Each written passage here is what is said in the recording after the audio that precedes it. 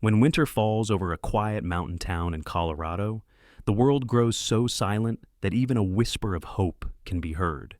Tonight, I'm going to tell you a true miracle of compassion, of a loyal German shepherd named Ranger, and a police officer whose heart had been frozen by loss. What they discovered in a snow-covered alleyway changed not only one life, but three others forever.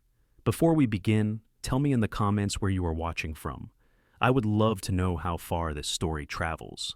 And if you believe the world still holds gentle miracles, please take a moment to subscribe to our channel. Your support helps us bring these stories to life and share them with hearts that need encouragement. Winter had settled over Pine Brook, a quiet, high-altitude mountain town in Colorado, where life moved at the pace of falling snow. The air was thin, sharp like glass, and the clouds hung low, as if heaven were resting its chin on the peaks surrounding the town. Snow powdered every rooftop, filled every gutter, and covered every silent thought people tried to bury. The town had only about 20,000 residents, many of them longtime mountain folk with weathered cheeks and stubborn spirits. Officer Ethan Graves drove slowly through the icy streets in his patrol SUV, the tires crunching over packed snow. Ethan was 38, a man tall and lean, with wide shoulders and dark blonde hair that always seemed slightly unkempt. His face was defined by sharp cheekbones and deep-set gray eyes that held a quiet intensity, like someone accustomed to absorbing pain without complaint. He had a habit of tightening his jaw whenever he was thinking too hard, a small tension that never quite left him since the death of his newborn son 1 year ago. People in Pine Brook described Ethan as steady, soft-spoken, and deeply kind, but carrying a sorrow that made his steps just a touch heavier. In the back seat sat Ranger, a 7-year-old German shepherd who had once been a K9 narcotics and search dog. Ranger was large even for his breed, nearly 90 pounds with a thick double coat, mottled in shades of sable and tan. His ears stood erect like antennae always listening, and his eyes were a deep walnut brown, intelligent, alert, and unsettlingly perceptive. Ranger had been trained to detect explosives, track missing persons, and remain calm under gunfire. But beyond his professional history, Ranger had a personality. Noble, loyal to an absolute degree, protective of Ethan with almost spiritual devotion. When Ethan grieved, Ranger would sit beside him quietly, head resting on Ethan's thigh, as if absorbing part of his pain. They continued their patrol, moving through Pine Brook's downtown area. Old brick buildings lined the street, a bakery displaying gingerbread cookies in the frosted window, a gear shop selling winter boots and snowshoes, and a small church whose bell only rang on Sundays. Christmas decorations from the year before still clung to some storefronts, faded string lights and wreaths with wilted red bows. Ethan wasn't truly focused on patrol. He was thinking again, about the nursery room in his house still painted soft powder blue, the door closed, untouched. He thought about Mara, his wife, once full of laughter, now quiet as a muted violin. Their grief had frozen over their home, much like the snow outside, beautiful, silent, but suffocating. Ranger shifted in the back seat, letting out a soft breath through his nose, a subtle alert. "What is it, boy?"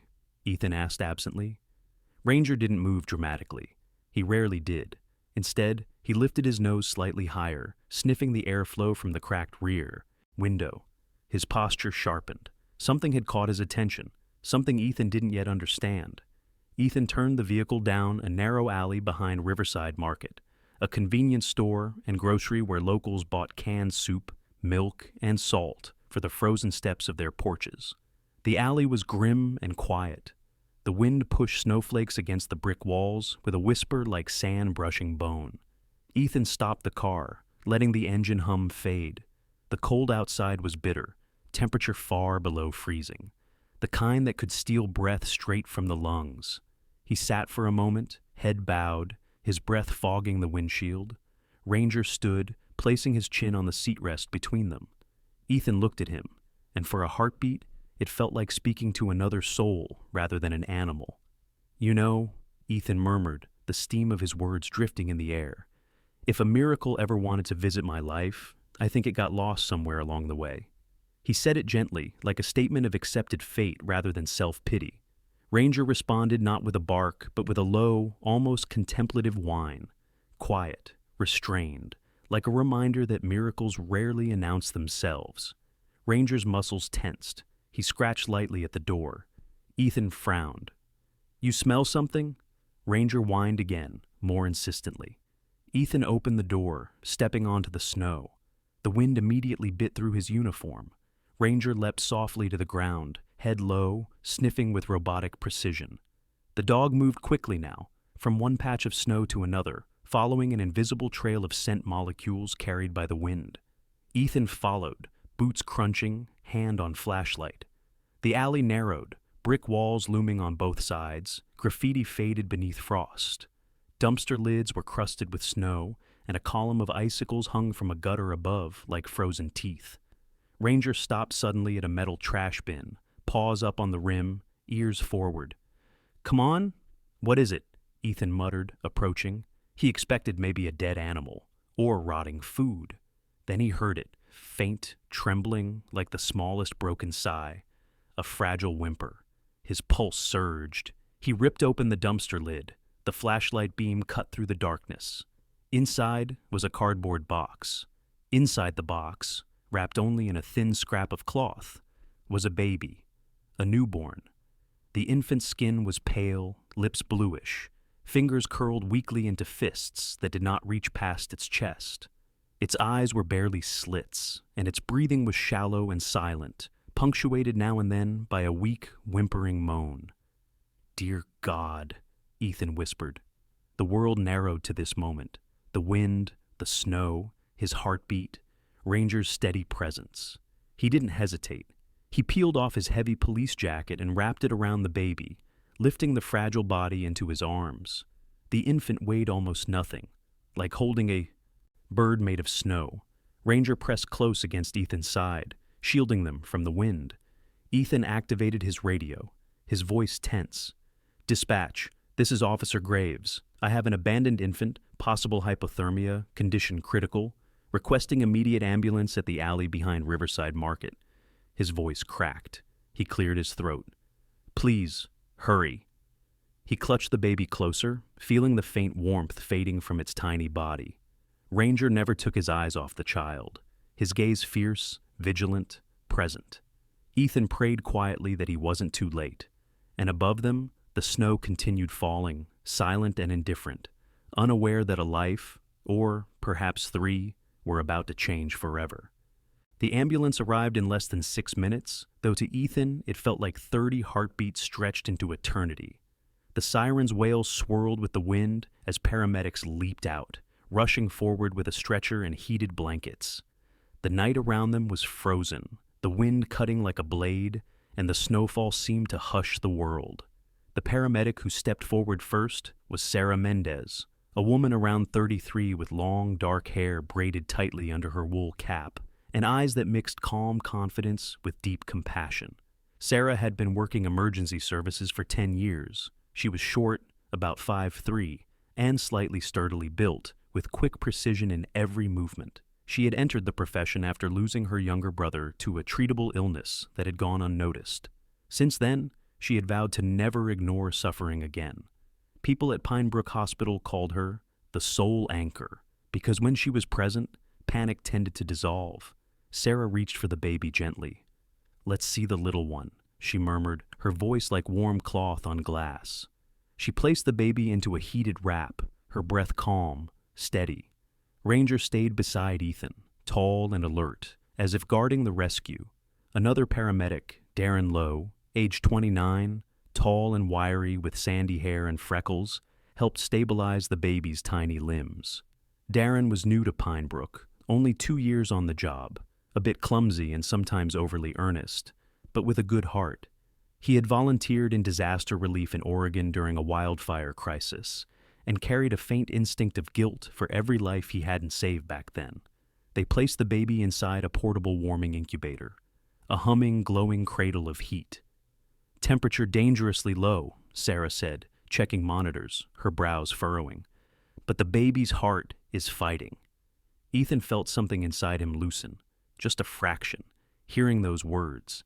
He rode behind the ambulance in his patrol SUV, Ranger in the back. The snow thickened, swirling in sheets illuminated by headlights like a storm of pale moths.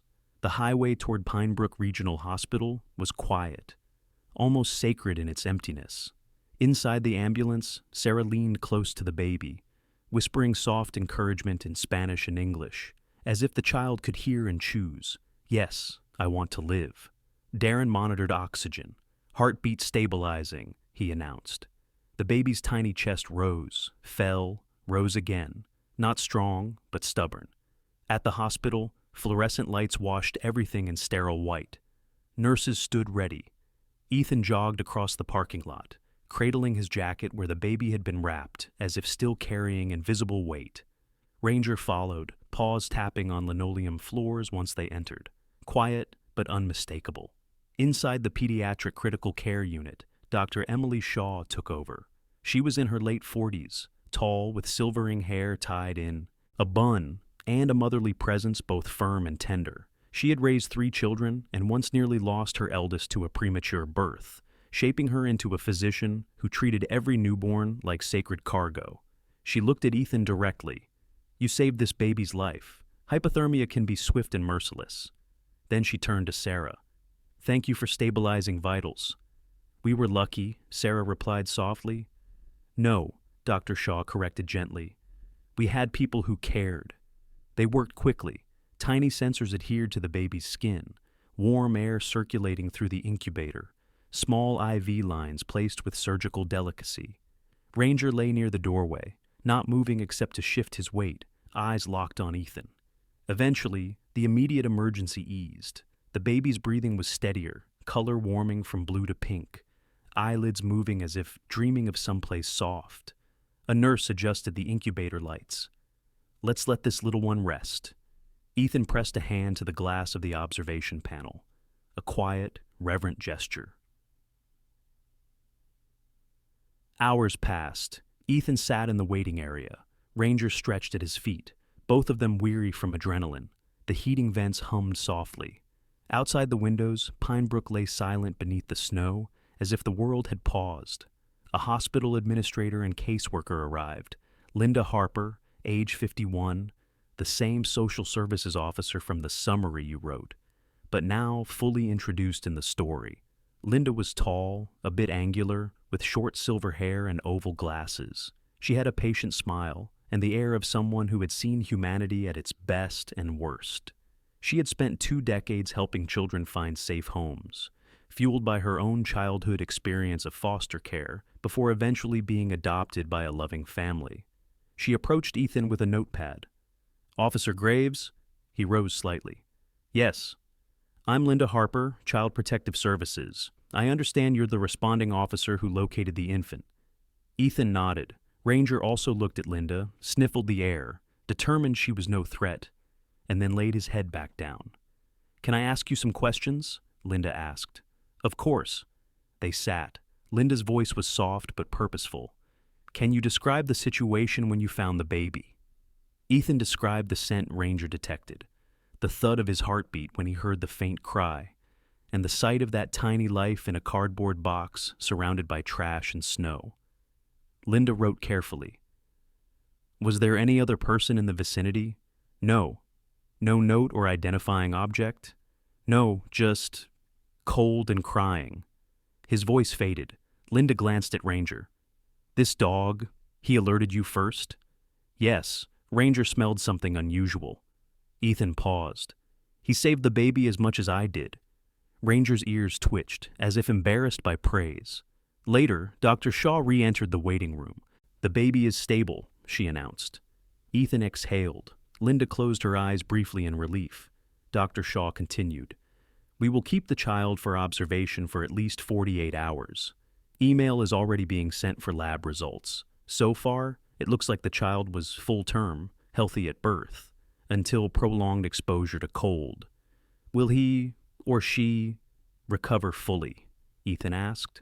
It's too soon to say conclusively, Dr. Shaw replied, but I believe the prognosis is hopeful. Ethan nodded. That word meant something to him. Hopeful. He hadn't held on to that word for a long time. A young nurse, Molly Wren, age 22, petite with reddish curly hair and a shy demeanor, peeked out from behind Dr. Shaw. Molly was fresh from nursing school, drawn to pediatric care because she had always felt protective over smaller, gentler creatures. She waved slightly at Ranger. Ranger blinked back, which for him was equivalent to a handshake. Later that night, Ethan stepped outside the hospital for air. Snow drifted down in delicate spirals.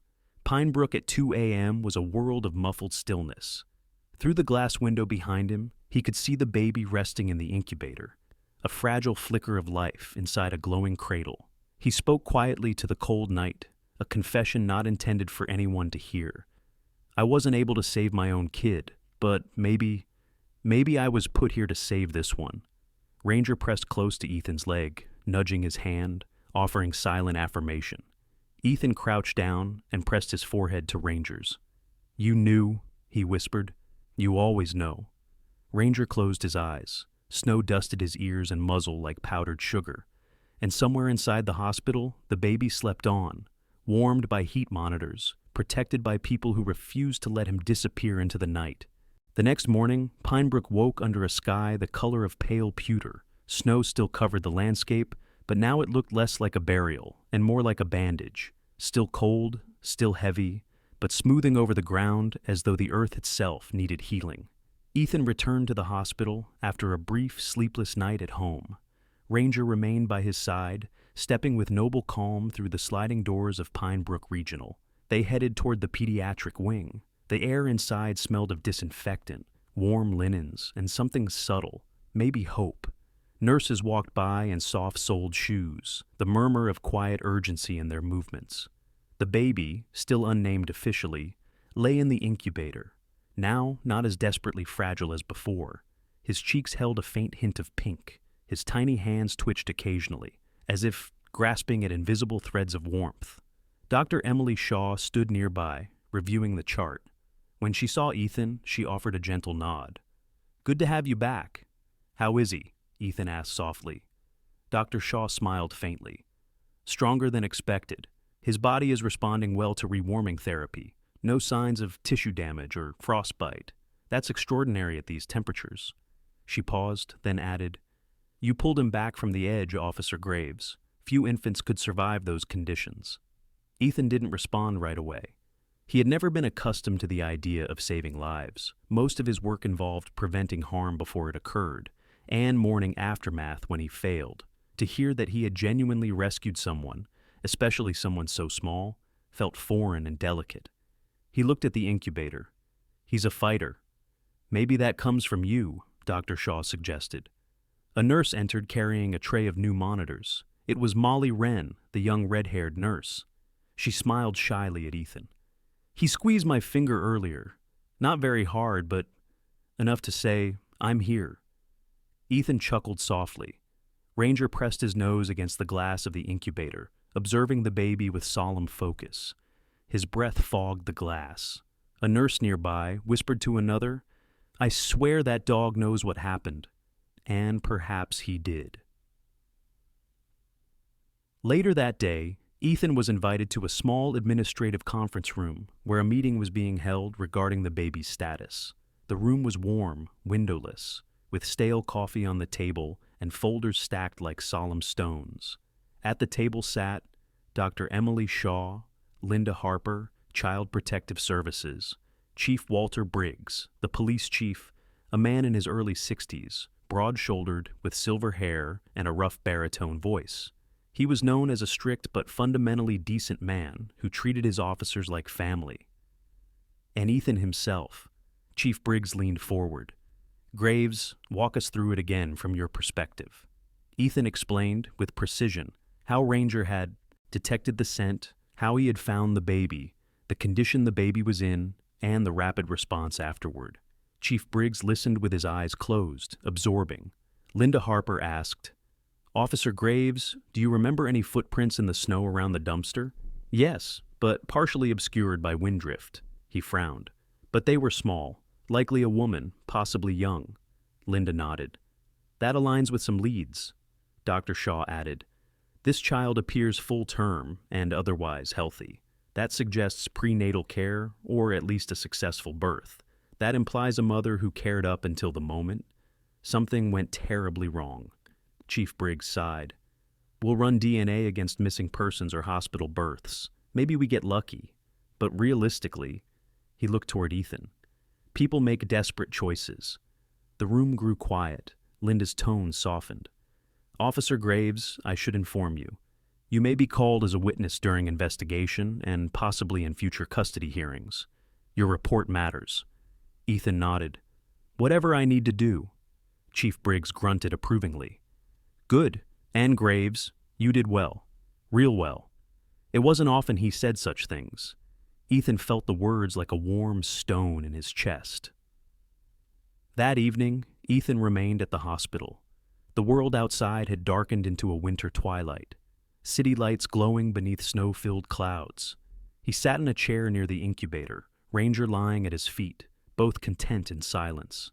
The baby slept, faint breaths rising like feather strokes. Sarah Mendez, the paramedic, stopped by after her shift. She wore a thick wool coat and held a thermos. You still here? She observed quietly. I guess I didn't have anywhere else I needed to be. She nodded, understanding. She handed him the thermos. Hot cocoa, my abuela's recipe. Helps with nights like these. Ethan accepted it, grateful. Sarah stood next to him, looking at the sleeping baby. You know, in our line of work, we see a lot of endings, but not often beginnings. Her eyes were soft. This one feels like a beginning. Ranger flicked an ear. Ethan took a sip, warm, sweet, and let it settle in him. Why did you get into this work? He asked her suddenly. Sarah breathed in slowly. When my brother died, I was with him in the ambulance. I was just a teenager. I remember the paramedics. They were calm, focused. They made me feel like he wasn't alone. She looked at Ethan. I wanted to be that person for someone else. Her story lingered in the air, gentle and honest. Ethan nodded slowly. That matters? So does what you did, she replied.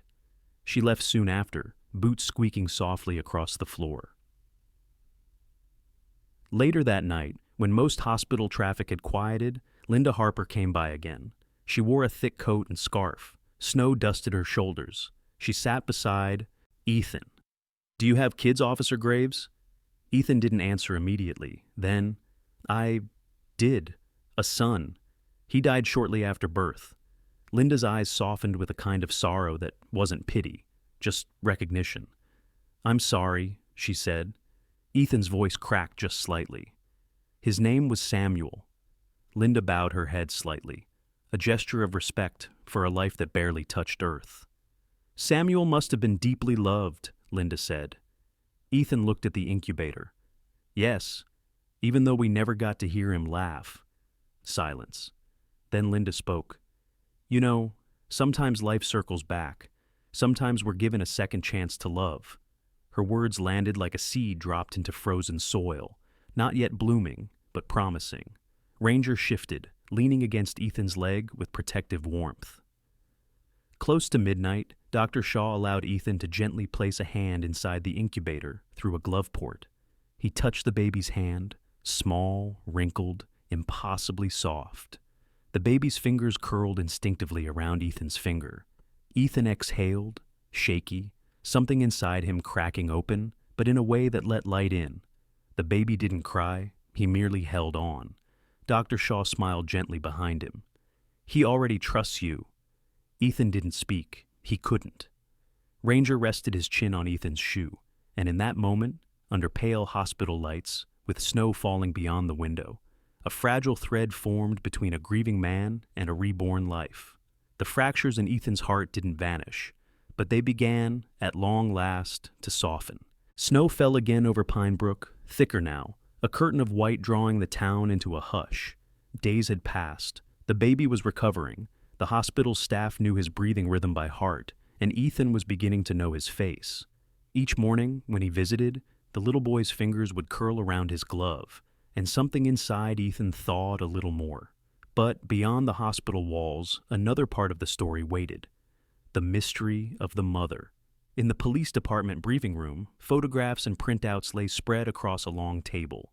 Ethan stood beside Chief Briggs and Detective Clara Rhodes, a woman in her mid-40s with dark auburn hair streaked with silver. Clara was intuitive, sharp-eyed, and quiet-spoken. She had worked missing persons for half her career and had an uncanny ability to sense when someone was hiding pain. She was tall and slim, with a posture that radiated control without coldness. People in town trusted Clara because she listened before she spoke. She tapped a grainy image on the table, a screenshot from the security camera behind Riverside Market. "There," she said, 212 a.m., we can't make out her face clearly, but look at the gait, slightly inward toes, shoulders hunched, head down. She's carrying something, likely the child, inside that box. The blurry figure moved through the snow, leaving faint imprints. Ethan studied it closely. Young, small frame, 5 foot, maybe 2 or 3. Chief Briggs gave a stern nod. And alone. That tells us something. If she had help, they'd have seen more movement. Clara added, "No sign of a getaway vehicle either. That means she walked, possibly from the shelters." They checked addresses, shelters, temporary housing, motels, the old church basement that unofficially housed runaways. A name surfaced, Hannah Collins, age 19, found at St. Bridget's Home for Women, a place offering beds to displaced mothers, abuse victims, and homeless women during harsh winters. Ethan and Clara prepared to visit. Ranger joined, stepping into the cruiser with a sense of mission. St. Bridget's sat on the edge of Pine Brook, an old stone building with thawing icicles and a chipped wooden sign. Inside, the air smelled faintly of laundry detergent and old radiators. A middle-aged woman approached them, Sister Miriam, 57, small and plump, with cheerful eyes and a firm handshake. She ran the shelter with steady devotion. As a nun, she had witnessed countless stories of desperation and resurrection. She looked at them, reading their badges. "You're here about the Riverside baby." Ethan nodded.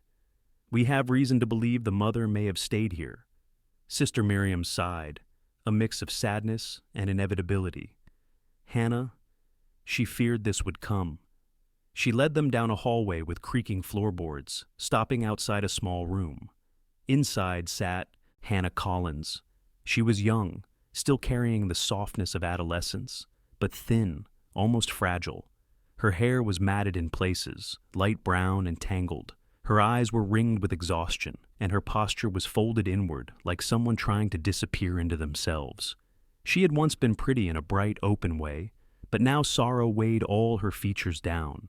When Hannah saw Ethan and Clara, she froze, knuckles pale against the blanket she clutched around her. Clara gently said, "Hannah, we're here to talk, not to condemn." Hannah's lips trembled. Her voice came out raw, as if unused. Is he alive?" Ethan stepped forward. "Yes, he's alive. He's safe. He's being cared for." Hannah's face crumpled. A sob escaped, quiet at first, then growing, her shoulders shaking. "I thought he'd die," she whispered. "I thought he already was dying when I left him." Clara sat across from her, posture open, not intimidating. "Hannah, you survived the birth alone?" Hannah nodded weakly. "I gave birth in an empty house. I don't even know who owns it. I had nowhere to go." She took a shuddering breath. "My parents kicked me out. They said I brought shame on them. The father, he left when I told him I was pregnant. I slept in parks, on couches. Then I found the shelter." She looked up, eyes glistening, wide, begging for understanding. "I wasn't going to leave him at first. I tried to keep him warm. But I started panicking. I didn't know how to raise him. I had no money. I thought if someone else found him, maybe they'd care for him better." Ethan felt something inside him shift, a recognition of fragile humanity. Clara leaned forward gently. "Hannah, abandoning a newborn is a serious crime, but intentions matter, circumstances matter, the law allows mercy." Hannah covered her face with both hands. I know I did wrong. I just didn't know what else to do." Ranger approached quietly, step by soft step. He lowered his head onto Hannah's knee. She gasped, startled, then slowly, trembling, placed a hand on his head. "He's warm," she said softly. Ranger stayed still, offering comfort without words.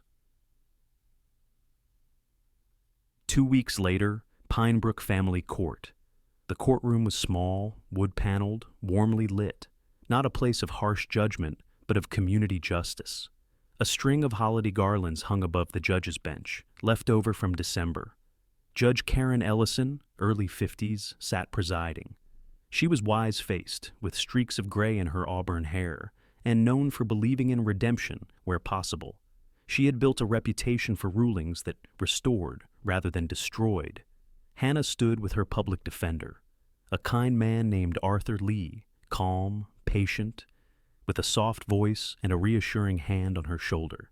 Arthur had chosen public defense work. After surviving his own youth as a foster child, the prosecutor outlined the charge: abandonment of a child.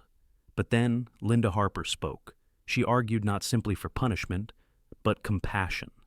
Hannah Collins was not acting with malice, Linda said. She was frightened, homeless, alone, and suffering from postnatal distress. This was a girl without support, not a criminal by nature. We recommend psychological treatment, supervision, and community rehabilitation instead of incarceration. Judge Ellison considered this deeply.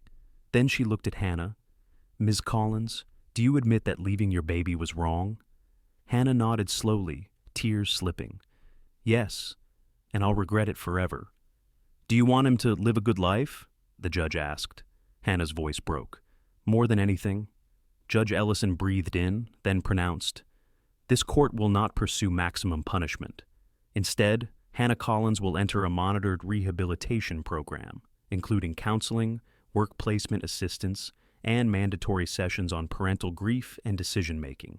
Additionally, she voluntarily relinquishes parental rights, so her son may be adopted into a loving home. Hannah bowed her head, tears staining the front of her sweatshirt. The gavel fell with a gentle tap, not a violent hammering, but a closing of pages. Ethan watched from the back of the courtroom, Ranger beside him. He saw not a sinner, but a broken girl given a chance to rise. When court adjourned, Ethan stepped outside into the cold. Hannah approached him slowly, arms crossed as if protecting herself from more hurt. Officer Graves, she whispered, is he really safe? Ethan nodded. He's doing well. He's gaining strength every day. Hannah wiped at her cheeks. Thank you for finding him, for not hating me. Ethan shook his head softly. There was fear in what you did, but not cruelty. Fear can be forgiven. Ranger nudged her leg gently. She gave him a fragile smile, then walked away with Linda Harper, toward her new beginning. And Ethan stood there in the snowfall, watching a young woman step out of guilt, and maybe into grace. Spring crept into Pinebrook quietly, not with blossoms, but with melting icicles and the sound of dripping roofs. Snow retreated slowly from the streets, leaving piles of slush and muddy patches of earth. And through this fading winter, something new grew in Ethan's life. The unnamed baby, no longer baby Doe in Ethan's heart, was moved into temporary foster placement with a certified family. Ethan had no legal connection to him then, but he visited whenever regulations allowed. The visits were short, sometimes 30 minutes, sometimes just 15. Yet those moments anchored Ethan's weeks. The foster home belonged to the Harpers, John and Melissa Harper, mid-40s, gentle souls with a quiet suburban house. They had taken in over a dozen foster children over the years. They were good people, kind people, and that made it easier for Ethan to let go each time he left their front porch. But it didn't stop the longing, because every time Ethan saw the baby, cradled in Melissa's arms, or wiggling on a blanket, or giggling at Ranger's sniffing nose, he felt something like a cord tightening in his chest. Ranger, especially, bonded fast. At one visit, Melissa laughed softly. I think he likes Ranger more than all of us. The baby reached up toward Ranger's muzzle, a chubby little hand grasping thick fur. Ranger patiently held still, eyes gentle, tail wagging softly. Ethan watched it with quiet wonder. That evening, Ethan sat at home, staring at the closed nursery door. He hadn't opened it in a year, not since he and Mara had chosen to keep it sealed like a tomb of memories. But tonight, something stirred. He stood slowly. He placed his hand on the door handle. Then he opened it. It smelled faintly of dust and something lingering, like old dreams. The walls were still painted pale blue. A mobile of tiny wooden stars hung silently above a crib that had never been used. The curtains were drawn. The room seemed suspended outside of time. Ranger padded in behind him, sniffing gently at the corners as if reevaluating the space. Ethan exhaled. Maybe it's time. He spent nearly an hour just sitting in the room, remembering. Then he rose and began to work. The next day he called Linda Harper, the social worker. "Linda," he said, "I've been thinking about it. I want to be part of the placement program, not just visiting. I want to try being his foster parent, eventually his father, if allowed." Linda paused, surprised but pleased. "Ethan, this is not a small step. I know. There will be background checks, home inspections, parental training, psychological screenings." "I know," he repeated softly. "Are you ready?" Linda asked. Ethan closed his eyes, thinking of Samuel, the son he lost, and the baby he had found in the snow. "Yes," he said, "I'm ready." Thus began a series of visits.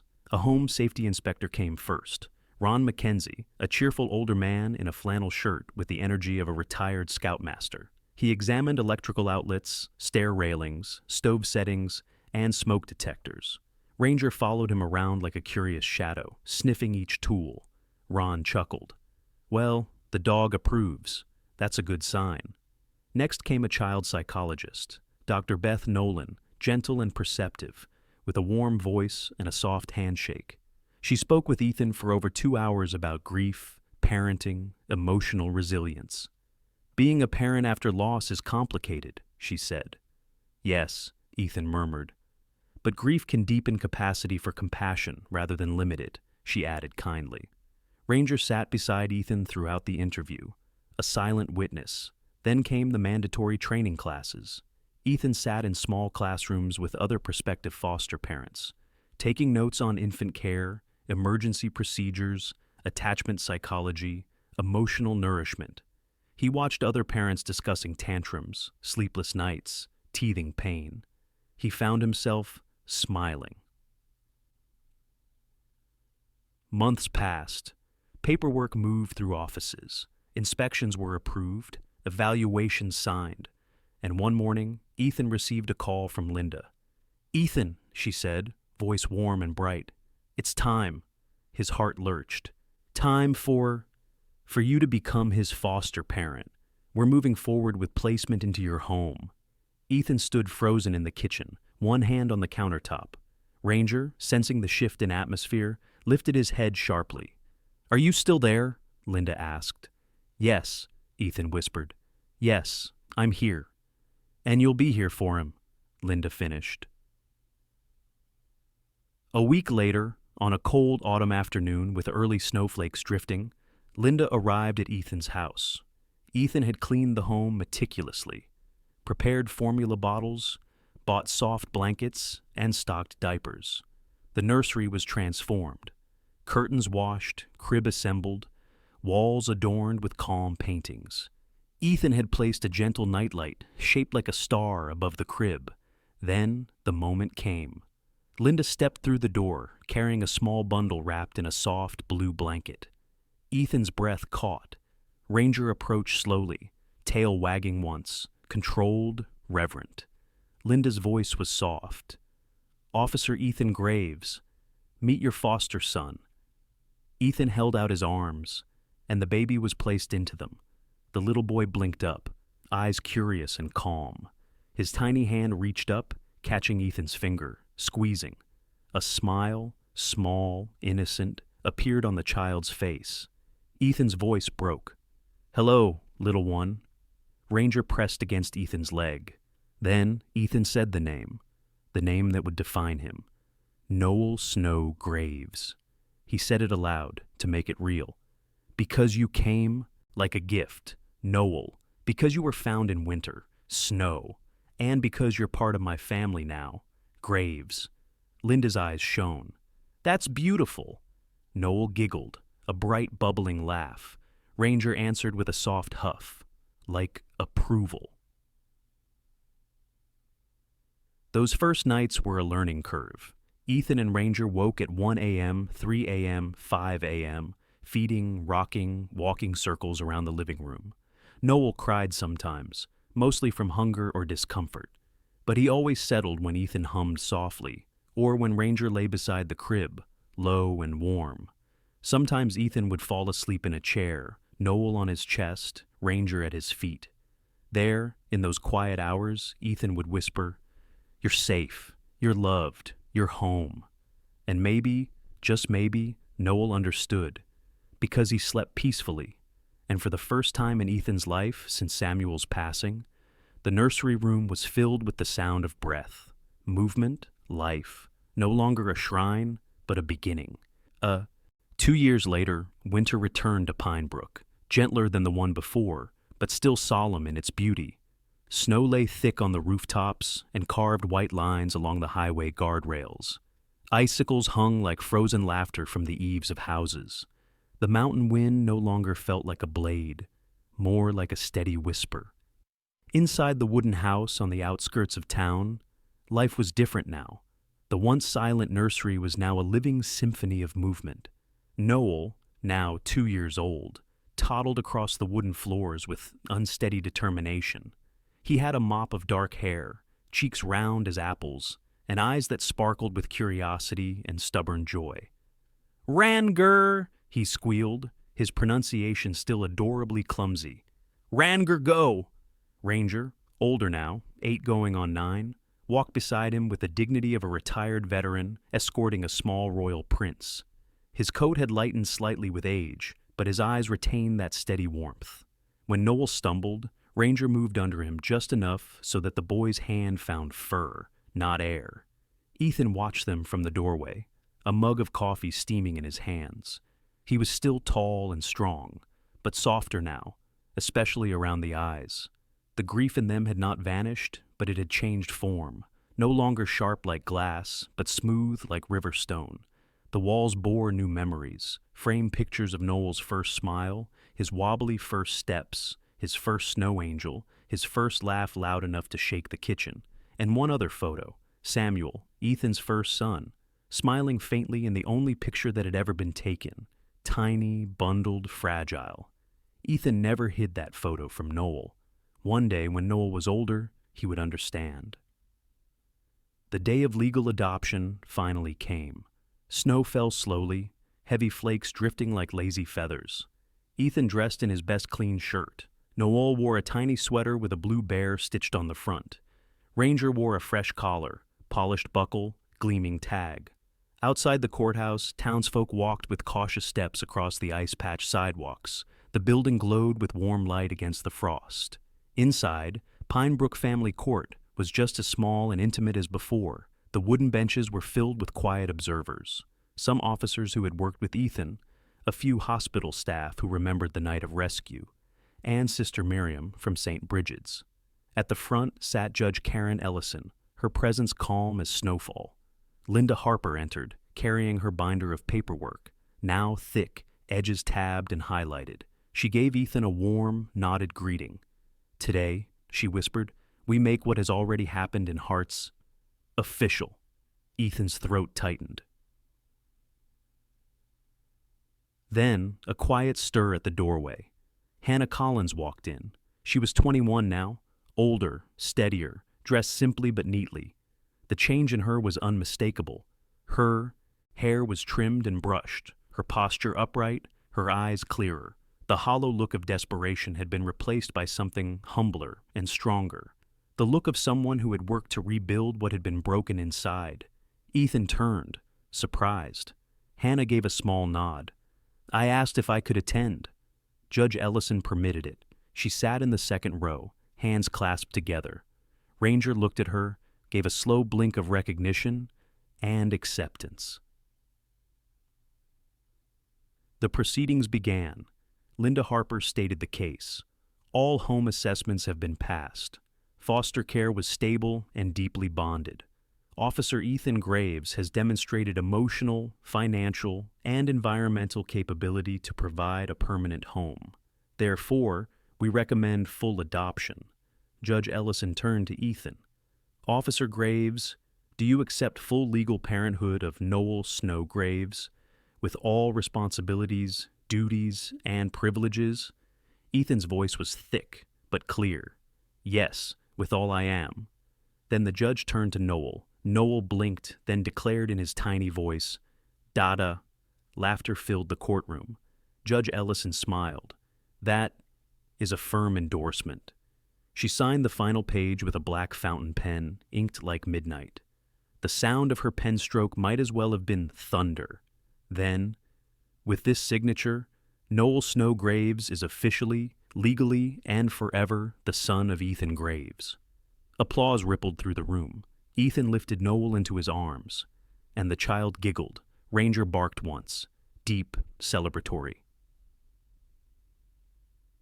After the ceremony, Ethan stepped into the snowy courtyard outside. Hannah approached quietly. "Officer Graves." He turned to face her. Tears pricked at her eyes. "You've done right by him?" she said softly. "Thank you for giving him the life I wished I could." Ethan looked at her, long and gentle.